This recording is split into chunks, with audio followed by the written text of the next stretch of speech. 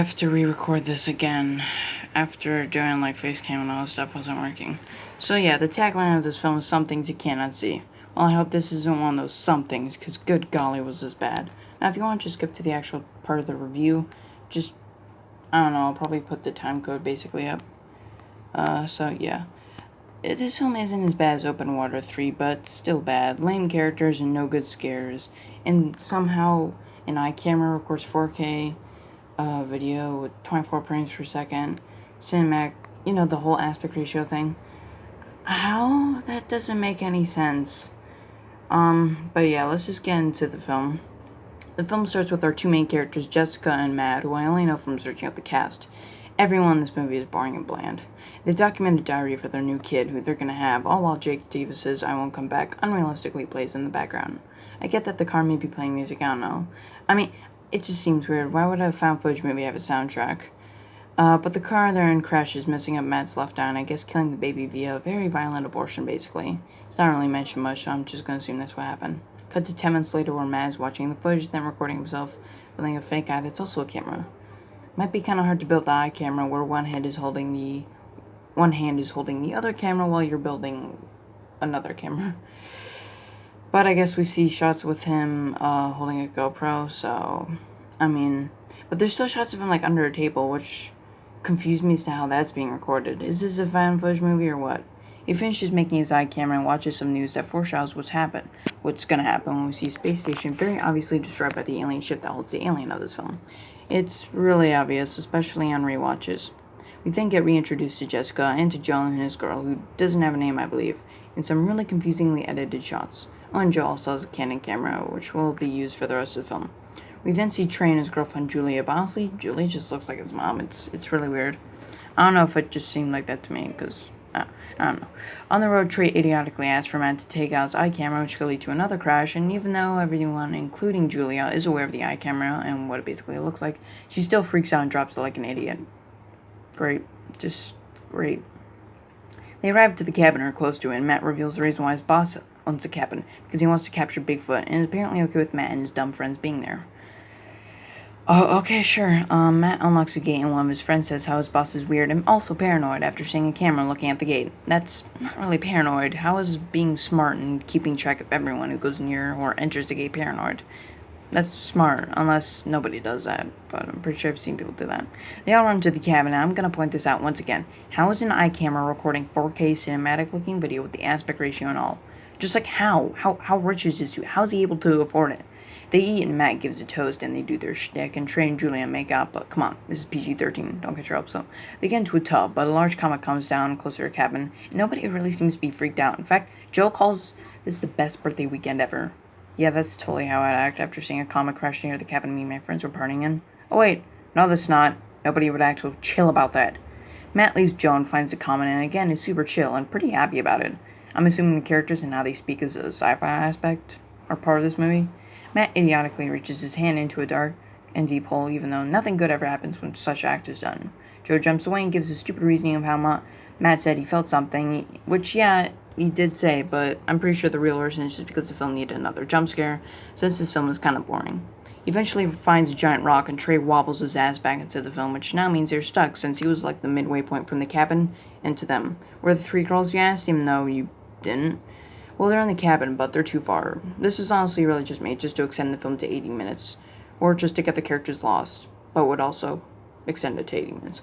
Matt and Joe end up lost, and the alien sticks its hand out, but Matt gets stuck on a trap, and the alien disappears. I guess it jumped, maybe? I don't know. Something, even though we never heard jump. And later when it does jump, we actually hear a noise indicating it, so I don't know, maybe it's just like slunk back or whatever. Matt hears Teddy, her dog, even though we've only heard one sound, and it was not Teddy, without a doubt. How do you confuse the sound your dog makes with an intergalactic alien? Matt and Joe immediately decide to leave Trey with the rock, which is dumb and always happens in shitty horror movies. Way to totally differentiate yourself from the competition movie.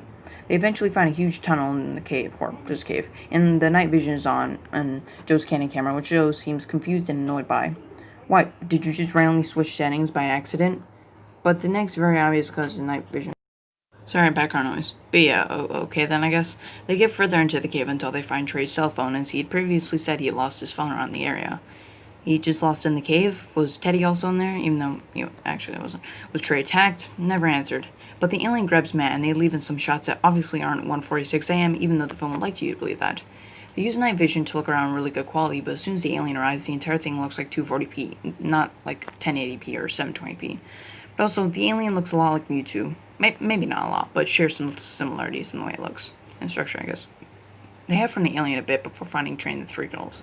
They decide not to leave the cabin because they might get lost, even though there's things on cars called headlights.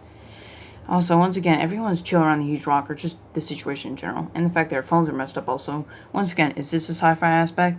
Also, Matt only tells Joe why they can't leave. Or, like, his reasoning for saying why they can't leave and use the car. Because he didn't think it was important. Are you serious? Of course it's important. It's a big factor in what's happening, you moron. We get someone emotional seeing Matt saying he's sad of losing people, but then Jessica's just an ass about it, so I guess there's that. Great, now I hate everyone. But a cracked window sends everyone except Trey and his girl to Jessica, and they think it's a bird, but Matt, after having a brief conversation with Joe, says birds don't fly at night, which is like, yeah, but some migrate, or they migrate, and some types of bird fly at night, so you're wrong and you're right at the same time. We see Trey wake up and find a phone and complain about it as we see the alien go behind him, yet he doesn't notice. Okay, sure, totally. He totally would miss an 8-foot thing.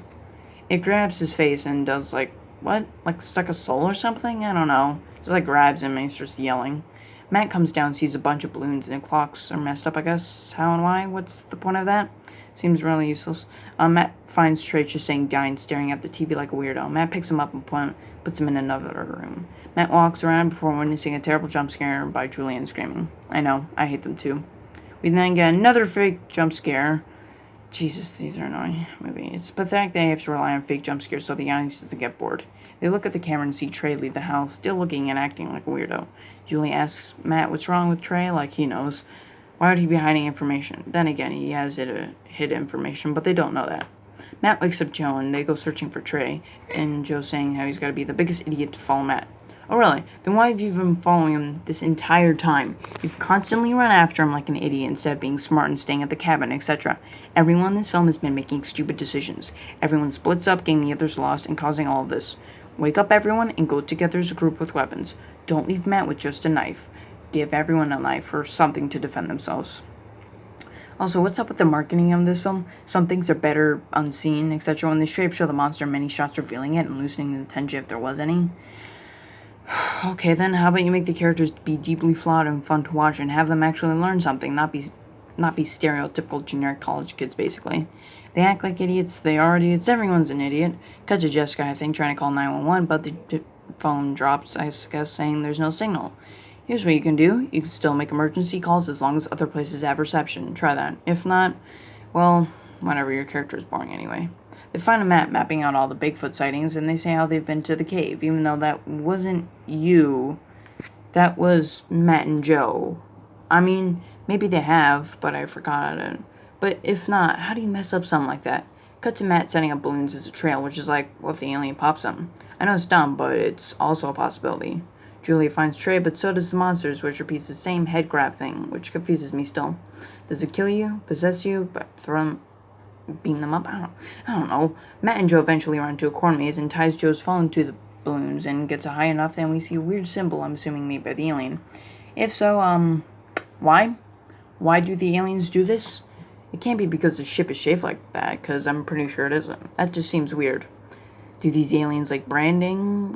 Branding on other planets? Is that their whole shtick? Oh, and there's music again. That's pretty unrealistic. Oh, they run around and find Trey's clothes, so they've been beamed up. What? They beam up people naked? What the hell? Yeah, because everyone that's been beamed up loses all their clothes, so that's pretty weird. They run to the cornfield, and Matt figures out that the alien or aliens have been listening to them and gave them back the balloons for a reason. Okay, if they're trying to communicate, can you do it way less aggressively so they might succeed? Doing this will just make them fail, so all they'll do is flee from you in terror. Stop acting like a horror movie villain. They meet up with that girl whose name I just realized was Liz, and Jessica, and try to get into the car, but it won't work. Who could have seen that coming? Liz and Joe leave on bikes, but I guess are beamed up as well as Matt and Jessica rewind footage from the eye camera. Or they see it then. They then figure out what the aliens are trying to do, and that the alien, when it was trying to grab Matt earlier, it actually wasn't. It was just going for the rock which he had, which is, I guess, a nice twist or something different. They agree to give the alien the rock if it gives them their friend back, but everything goes to shit with some solid effects as the two leave with Jessica being pulled into the air, with Matt giving a kind of good performance, actually. Didn't expect that. I mean, he's not a bad actor, but I don't know. I guess this movie was just such a slog that I didn't think that would happen, I guess. The alien arrives picking up the rock, which turns out to be a baby, which is a bit predictable if you think about it. Reminds me of Aliens, kind of. The alien leaves and beams down the other people, and some helicopters arrive because the call from earlier apparently worked. Cut to 1 year later, and we see Matt and Jessica having a baby named Emily, and the film ends abruptly. Okay then. No more info on what happened after the event. How the CIA handled it, because I guess the people in the helicopters were, like, part of the CIA. So there's no epilogue on how they handled this. Okay, seems really abrupt. Alright then. So yeah, this film is pretty bad. It's not the worst thing ever. There are some solid effects. It's an interesting concept. The aliens look good, I guess. It's kind of entertaining when the acting's good. When the characters aren't making stupid decisions, they're okay to watch. But I guess it's just the fact that it's just kind of another boring slog of a found footage movie. It doesn't really do too much different, although what it does differently I can respect, because it's trying, and it definitely has heart. Like, it's definitely has its heart in the right place, which I do respect. But I just really do think it's just, I don't know, it just doesn't work. It's not really as good as I was hoping. It's not really as scary, or it really isn't scary, especially on rewatches when you think about it, because like the alien wasn't trying to kill them, or it's just all a misunderstanding. But I guess it's something different. But yeah, I hope you enjoyed this video. Make sure to like and subscribe. I know this video is rather short. My next reviews might be a bit longer, and I don't know what that might be. Might be Cloverfield. I don't know, actually. Maybe Alien Abduction. That was actually better than this. Better than I expected. And yeah, I'll see you in the next video. Yeah, bye-bye.